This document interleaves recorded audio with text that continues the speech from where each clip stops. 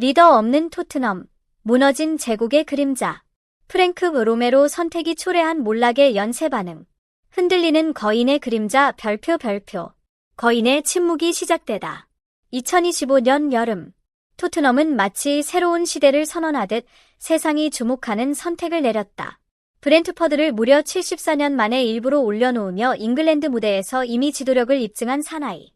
탁월한 전술 감각과 독창적인 경기 운영 능력으로 평가받던 토마스 프랭크가 바로 그 주인공이었다.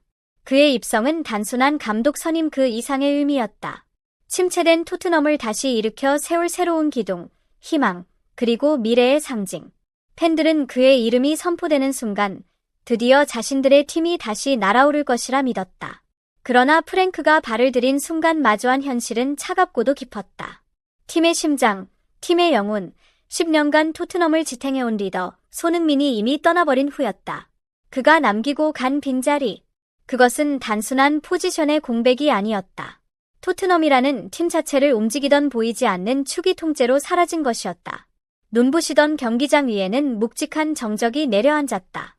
손흥민이 만들어온 팀 문화, 헌신, 리더십은 어느 순간 뚝 끊겨 있었다. 토트넘은 거대한 몸체를 가진 채 머리를 잃어버린 듯한 혼란 속으로 흔들려 들어갔다. 이렇게 프랭크 감독의 첫 시즌은 기대와 긴장, 그리고 누구도 예상할 수 없는 격동의 순간들로 물들기 시작했다. 기대에서 실망으로 8개월의 짧고도 긴 여정. 그의 부임이 발표된 순간 토트넘 팬들의 눈빛에는 다시 희망이 떠올랐다. 새로운 전술, 새로운 리더십, 새로운 시대. 세 단어만으로도 기대는 폭발했다. 그러나 시즌이 막상 시작되자 기대는 냉혹한 현실 앞에서 산산이 부서졌다. 경기력은 롤러코스터처럼 요동쳤다. 선수들은 점점 자신감을 잃어갔고 부상자는 끝없이 늘어났다. 스트라이커 라인은 침묵했고 수비 라인은 혼란스러웠으며 미드필드는 방향성을 잃어버렸다. 그리고 악몽 같은 기록이 찾아온다. 26라운드까지 무려 8경기 연속 무승. 팬들의 인내심은 한계에 다다랐고 팀 내부의 분위기는 얼어붙기 시작했다. 이어진 뉴캐슬전 1-2 패배는 마침내 구단을 움직였다. 프리미어리그 16위. 강등권과 단 5점 차. 영광스러운 역사 위에 세워졌던 팀이 한순간에 무너져 내리는 듯한 충격이었다. 그리고 8개월. 겨우 8개월 만에 프랭크 감독은 자리에서 내려오게 된다. 누구도 웃지 못한 결말. 남은 건 상처와 깊은 질문뿐이었다. 과연 문제는 무엇이었을까? 잘못된 선택, 손흥민의 후임, 그리고 주장 로메로. 프랭크 감독의 경질 과정에서 가장 크게 도마 위에 올랐던 문제. 그것은 바로 리더십 선택 실패였다. 손흥민이 떠난 뒤 토트넘은 정신적 지주를 잃었다. 그 빈자리를 채우기 위해 누군가가 필요했다. 프랭크 감독은 그 자리를 크리스티안 로메로에게 맡겼다. 능력만 놓고 보면 그의 선택은 틀리지 않았다. 로메로는 세계 최고의 수비수 중 한 명이었다. 그러나 리더 그릇은 또 다른 이야기였다.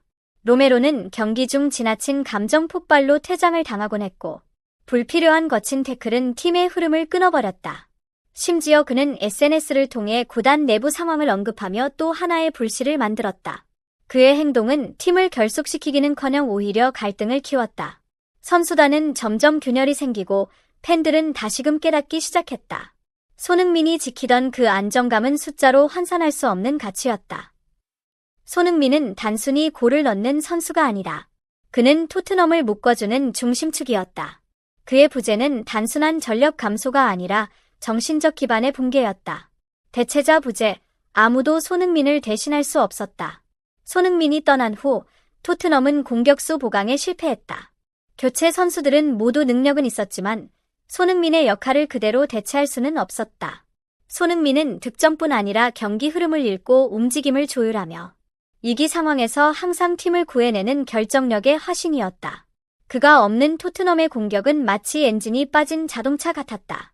속도가 없었고 창의성이 없었고 결정력이 없었다. 10년간 이어온 그의 무게는 팀 전체가 기대고 있던 거대한 기둥과도 같았다. 기둥이 빠지자 건물은 흔들릴 수밖에 없었다. 위기는 언제나 말한다. 지금 필요한 건 진짜 리더십이다. 프랭크 감독의 실패는 단순한 전술 실패가 아니다. 그것은 팀이 리더를 잃고 리더를 잘못 선택했으며 리더십의 본질을 간과한 과정이었다. 손흥민이 남기고 떠난 건 골과 어시스트가 아니라 팀을 안정시키는 유지의 힘이었다. 그는 어려운 순간 항상 가장 먼저 뛰어들던 선수였고 동료의 실수를 자신의 실수처럼 감싸 안던 선수였으며 팀 분위기를 잡는 중심축이었다. 그런 리더십은 숫자로 표시되지 않는다. 그러나 없으면 팀 전체가 무너진다. 이 토트넘 사태는 스포츠만의 이야기가 아니라 모든 조직이 반드시 기억해야 할 메시지를 담고 있다. 팀을 변화시키는 건 결국 사람이다. 이번 시즌은 뚜렷하게 말하고 있다. 어떤 조직이든 진정한 리더가 없다면 절대 굴러가지 않는다. 전술은 종이 위에서 완벽할 수 있다. 하지만 팀을 움직이는 것은 종이가 아니라 사람이다. 프랭크 감독에게 부족했던 건 능력이 아니라 팀의 중심을 꿰뚫어보는 통찰력이었다. 스포츠든 회사든 학교든 인간관계든 조직을 움직이는 것은 결국 전략이 아니라 사람이다. 다시 일어설 시간. 토트넘의 시즌은 분명 위기였다. 하지만 위기의 반대편에는 항상 기회가 숨어 있다. 손흥민의 공백, 프랭크 감독의 실패, 로메로 사태로 드러난 리더십의 문제. 이 모든 사건은 토트넘이 다시 일어선다면 가장 강력한 자양분이 될 것이다. 무너져야만 보이는 것들이 있다. 그리고 그 깨달음은 다시 성장하는 힘이 된다. 토트넘은 쓰러졌지만 끝난 것이 아니다. 이제 새로운 시작을 준비하고 있다. 그리고 그 시작의 순간은 반드시 다시 온다. 끝까지 시청해주셔서 감사합니다. 여러분의 응원과 관심은 정말 큰 힘이 됩니다.